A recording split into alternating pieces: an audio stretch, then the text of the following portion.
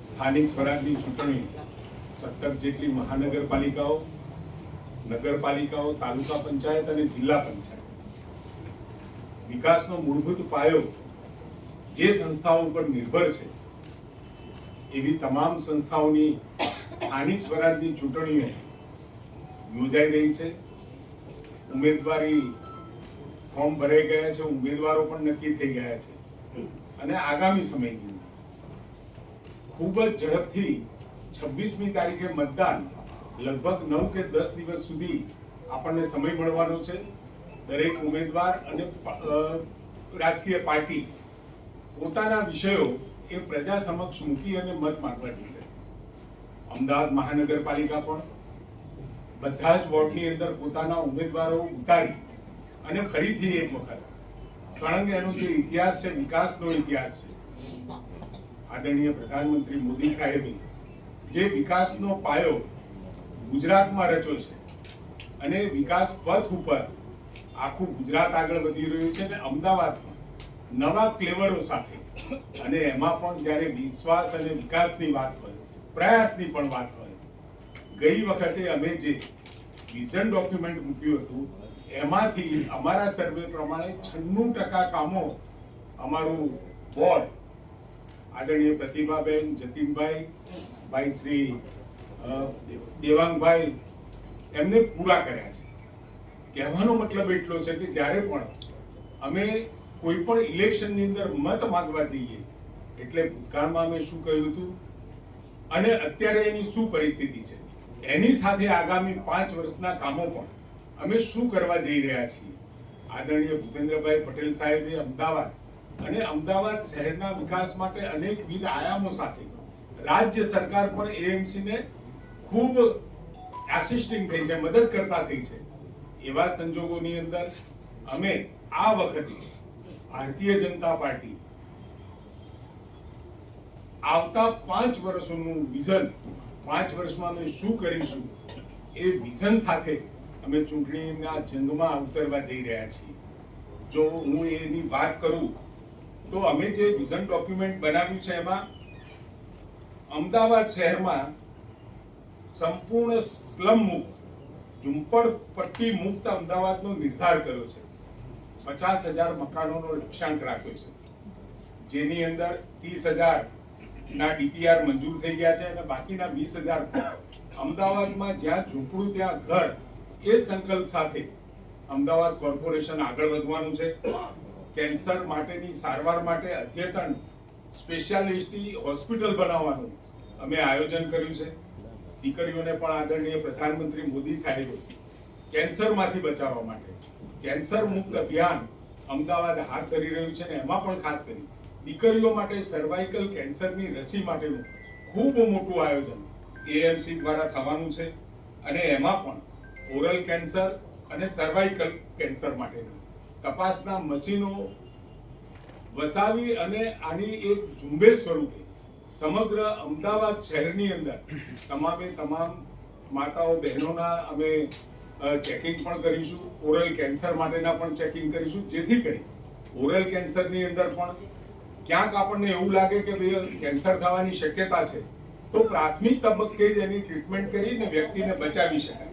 એ પ્રકારની એએમસીએ તૈયારીઓ આદરેલી છે અને 70 વર્ષ ઉપરના સિનિયર સિટીઝનો જે પણ છે એમનું ઘરે જઈ એમની તપાસ કરવી, તપાસ કરી અને મફત સારવાર તો ખરી પણ સાથે પેથોલોજીકલ ટેસ્ટ અને ટેબ્લેટ, જરૂરી દવાઓનું પણ એએમસી આયોજન કરી રહી છે.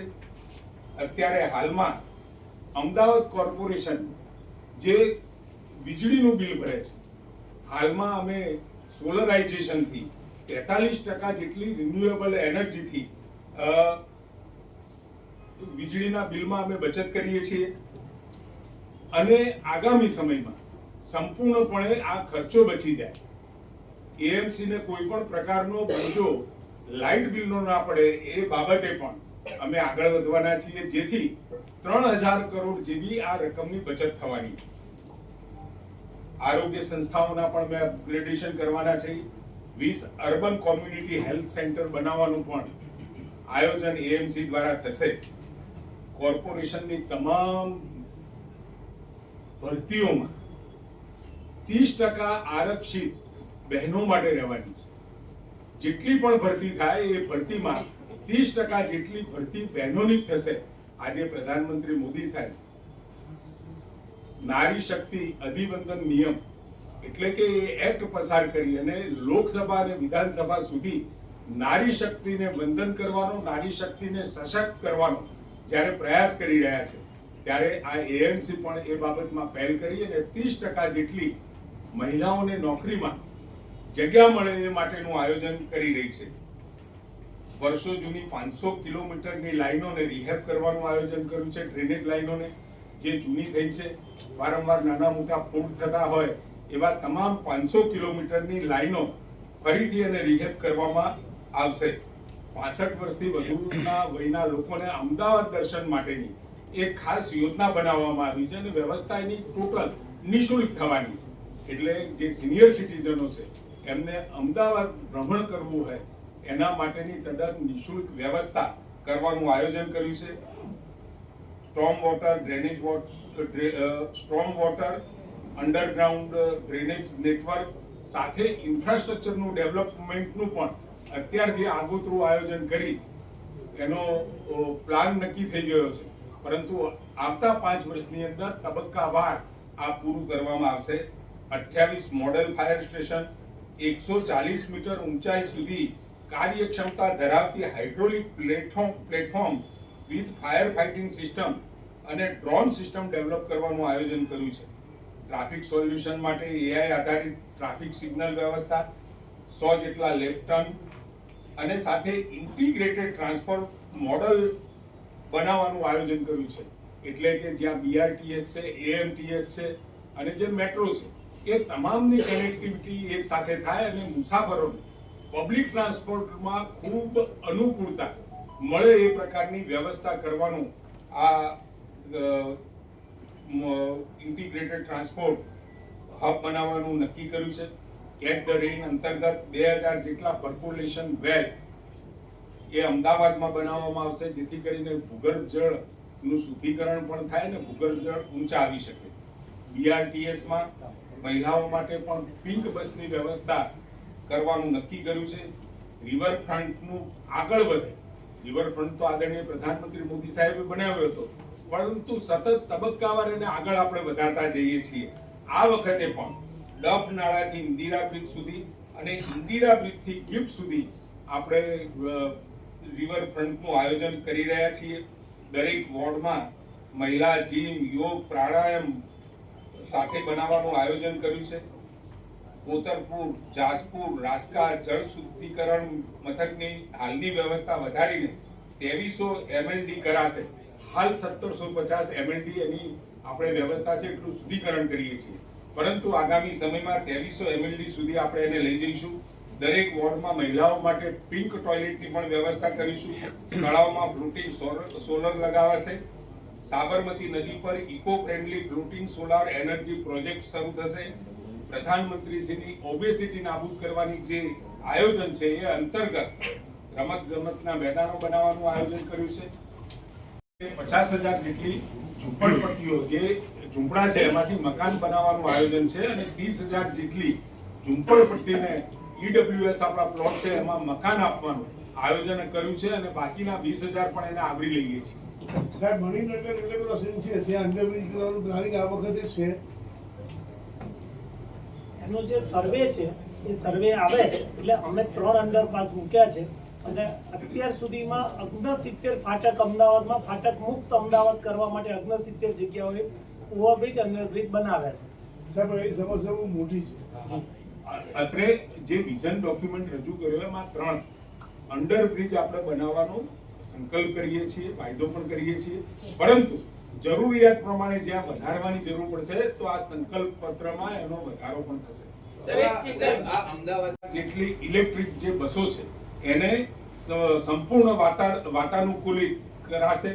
100 જેટલા ગાર્ડનમાં યોગા કોર્નરની સુવિધા બનાવવાનું આયોજન કર્યું છે અને બહારથી જે લોકો અહીંયા જે પોતાને હાથ બનાવટની ચીજો અથવા તો જેની સ્પેશિયાલિટી હોય એ અમદાવાદમાં અવારનવાર એને વેચવા માટે આવતા હોય છે, તો એ અમદાવાદ હાટ કરી અને એ જગ્યાઓ આપવાનું અને બહારથી આવેલા લોકો માટે આ સુંદર વ્યવસ્થા એના વેચાણ માટેની કરવામાં આવશે.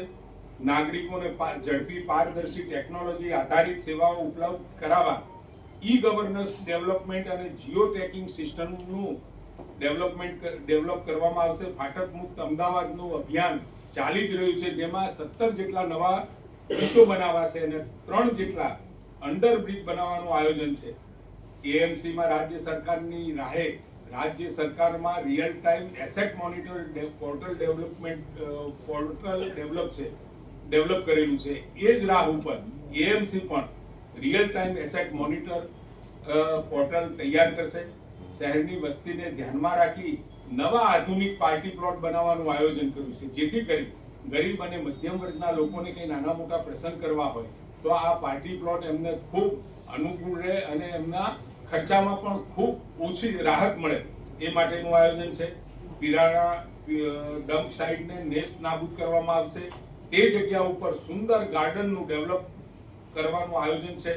કોમનવેલ્થ 2030 અંતર્ગત પ્રત્યેક ઝોનની અંદર મિની સ્પોર્ટ્સ કોમ્પ્લેક્સ બનાવવાનું આયોજન છે, જેથી કરી રમતગમત માટે આદરણીય પ્રધાનમંત્રી મોદી સાહેબનો જે આગ્રહ છે, દરેક ઝોનની અંદર આ વ્યવસ્થાઓ યુવાનો માટે અને જે લોકો સ્પોર્ટ્સની અંદર આગળ આવવા માંગતા હોય એની આ વ્યવસ્થા આપણે કરી રહ્યા છીએ.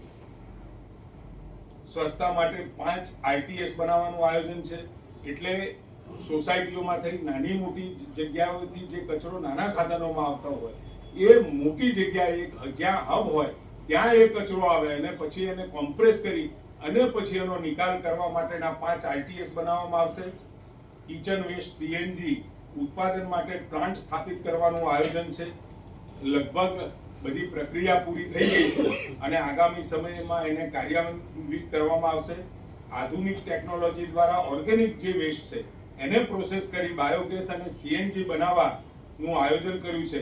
અમદાવાદની અંદર હાલનું ગ્રીન કવર 12.50% છે, વધારી અને 18%નો લક્ષ્યાંક આગામી સમયમાં ભારતીય જનતા પાર્ટીની જે ચોક્કસપણે આખી કોર્પોરેશનની બોડી બનવાની છે એને પોતાનો લક્ષ્યાંક નક્કી કર્યો છે.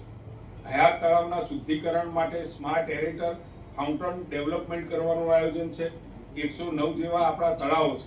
આ તળાવોની અંદર ઘણી વખતે જ્યારે પાણી સ્ટેગ્નન્ટ હોય એ વખતે એના ઉપર લીલ થઈ જતી હોય, પરંતુ એ પાણીને સતત હલતું રાખી અને એમાં કોઈ પણ પ્રકારની લીલ ન થાય અને એનો બગાડ ના થાય એનું આયોજન પણ આપણે નક્કી કર્યું છે.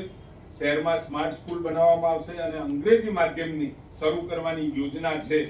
તમામ બાળકોનું સમયાંતરે મેડિકલ ચેકઅપ કરવાનું અને સાથે 2000 મેટ્રિક ટન જેટલા કચરાને આધુનિક પદ્ધતિથી નિકાલ કરવાનું આયોજન કર્યું છે. સાથે અમદાવાદ વર્લ્ડ હેરિટેજ સિટીમાં જગન્નાથ મંદિરનો રોડ હેરિટેજ વોક તરીકે ડેવલપ કરવામાં આવશે. તેમજ જગન્નાથ મંદિરથી આંબલીવાળી પુલ, જગન્નાથ મંદિરથી 3 દરવાજા રથયાત્રાનો રૂટ ડેવલપ કરવામાં આવશે.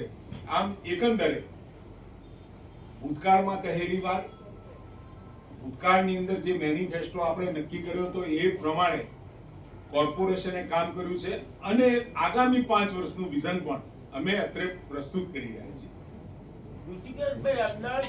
ટ્રાફિકનું કારણ સતત વધી રહ્યું છે.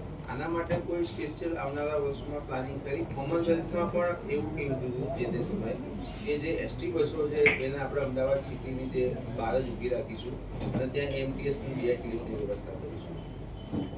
અમદાવાદ શહેર ડેવલપ થઈ રહ્યું છે અને જરૂરિયાત પ્રમાણે જે તે વખતે આપણે રોડ બનાવ્યા, પરંતુ હવે આધુનિક સમયની અંદર ટેકનોલોજીની આધારિત જેમ મેં વાત કરી કે એઆઈ આધારિત જંકશન ઉપર જે લાલ લીલી બત્તીઓ થશે અને સાથે સાથે લેફ્ટ ટર્નનો પણ વિષય મેં કહ્યો એમ ટ્રાફિકનું જે ભારણ છે અને જ્યાં સગવડતા મળશે ત્યાં રસ્તાઓ પણ પહોળા કરવામાં આવશે. સાહેબ, છેલ્લા 4 ટર્મથી ભાજપની સરકાર છે. અમદાવાદમાં 200 સ્પોટ જગ્યા એવી છે કે જ્યાં પાણી ભરાવાની સમસ્યા સૌથી વધારે છે. એનું નિવારણ હજી સુધી આવ્યું નથી. આપ શું લાવવા માંગો છો? અત્યારે મેં કહ્યું ને કે આપણે એનો સર્વે કરીશું, સર્વે કરી અને જે સ્પોટ પર પાણી ભરાતા 200 સ્પોટ જગ્યા છે, 200 200 કમિશનરે કર્યું છે જાહેર. અત્યારે 200 તમે બતાવો છો, પરંતુ 20 વર્ષ પહેલા હા. શું પરિસ્થિતિ હતી અને અમદાવાદના વિકાસ પછી કેટલી જગ્યાએ પાણી પહેલા ભરાતું હતું અને ધીમે ધીમે આપણે ક્રમશઃ તબક્કાવાર એમાં ઘટાડો કરી અને એ પાણી પણ ઝડપથી ઓસરી જાય એનું પણ આયોજન કર્યું છે. અને હજુ પણ જે મહત્વના જે સ્પોટ છે ત્યાંથી ઝડપથી ચોમાસામાં પાણી ઓસરી જાય એની વ્યવસ્થા, એની પણ ચિંતા આ વિઝન ડોક્યુમેન્ટમાં છે.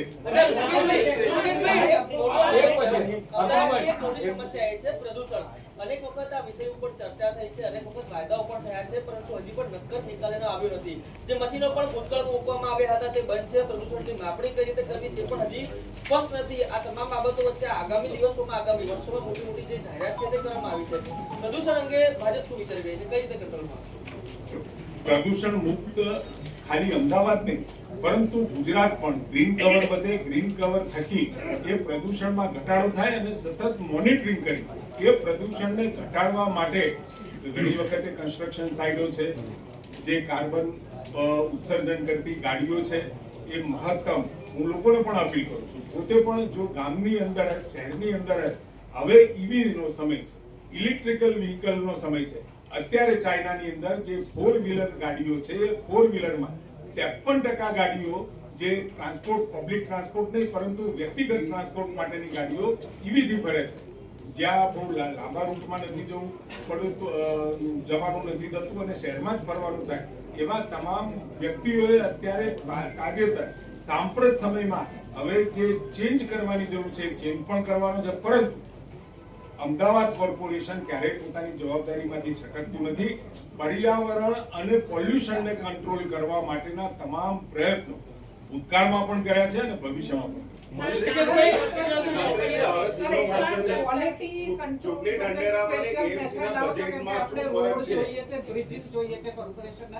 ક્વોલિટી કંટ્રોલ માટે શું કરવા ઈચ્છો છો હવે? કેમ કે બ્રિજ આપણી પાસે એક્ઝામ્પલ્સ છે, 2-3 રોડના એક્ઝામ્પલ છે જે વારે ઘડીએ નીકળી જાય છે, તૂટી જાય છે. તો ક્વોલિટી કંટ્રોલ મેજર્સ માટે શું કરવા ઈચ્છો? ક્વોલિટી કંટ્રોલ મેજર્સ માટે આદરણીય ભૂપેન્દ્રભાઈએ પણ ત્યાં R&B વિભાગમાં સૂચનાઓ આપી હતી. હવે કોઈ પણ પ્રકારના જે બ્રિજ બનશે તો એની કેપેસિટી અને ભૂતકાળની અંદર જે બ્રિજોની કેપેસિટી હતી એ વખતનો ટ્રાફિક, એ વખતના જે ભારે વાહનો પસાર થતા હોય એના ભારની ક્ષમતા પ્રમાણેના બ્રિજ બન્યા હતા. પરંતુ અત્યારે હાલમાં જે પ્રકારના સાધનો પસાર થઈ રહ્યા છે એની 2 ગણી ક્ષમતા સાથેના બ્રિજોનું નિર્માણ કરવા માટેની ડિઝાઇન્સ અને સાથે એ બ્રિજ ઉપર જેને કહેવાય સેન્સર મૂકવામાં આવશે. રિયલ ટાઈમ એનું મોનિટરિંગ પણ થશે. કયા સમયની અંદર કેટલું સ્પંદન અને એની જે રોડની સપાટી છે એ તમામ ડેટા આપણને મળે એ પ્રકારની વ્યવસ્થા રાજ્ય સરકારે પણ વિચારી છે. અમદાવાદ કોર્પોરેશન પણ એ સ્વીકારી અને આગળ વધે. સાહેબ, આજના ચૂંટણી ઢંઢેરામાં અને ભાજપે પાછલા 5 વર્ષમાં એમસીમાં રજૂ કરેલા બજેટમાં ફરક શું છે એટલું આપ ખાલી જણાવો. શું નવું છે આજના ચૂંટણી ઢંઢેરામાં? આજના ચૂંટણી ઢંઢેરામાં ગઈ વખતે જે વાયદા પૂરા કર્યા એ વાયદા પછી નવીન 5 વર્ષનું વિઝન આપણે અત્યારે મૂકેલું છે.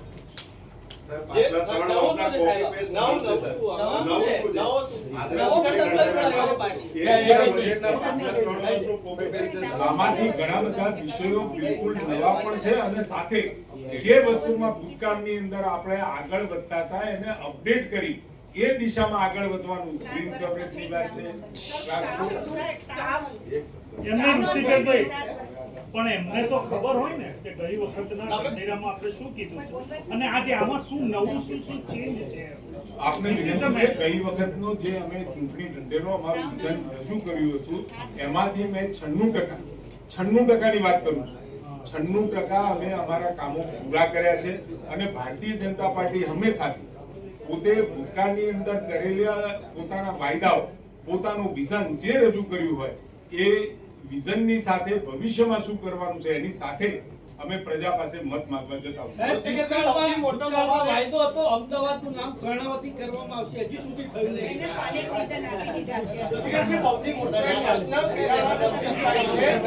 ડમ્પિંગ સાઇટ દર વખતે કરવાની વાત હોય છે કે 5 વર્ષમાં દૂર થઈ જશે. આ 5 વર્ષની અંદર શું ભાજપ આ પીરાણા ડમ્પિંગ સાઇટ છે દૂર કરી શકશે? એમાં એડ છે કે એમાં રોજે રાત્રે આગ લગાવવામાં આવે છે અને રોજે રાતે ખૂબ મોટું પ્રદૂષણ અમદાવાદ પૂર્વ પીડાઈ રહ્યું છે તેનાથી. એટલે 5 વર્ષમાં પીરાણા ડમ્પિંગ સાઇટ દૂર થશે કે કેમ? આ વખતના વિઝનની અંદર પણ પીરાણા ડમ્પિંગ સાઇટ ઉપર આગામી સમયમાં સંપૂર્ણપણે એ ડુંગરો દૂર કરી અને ત્યાં બગીચો બનાવવાનું વિઝન છે.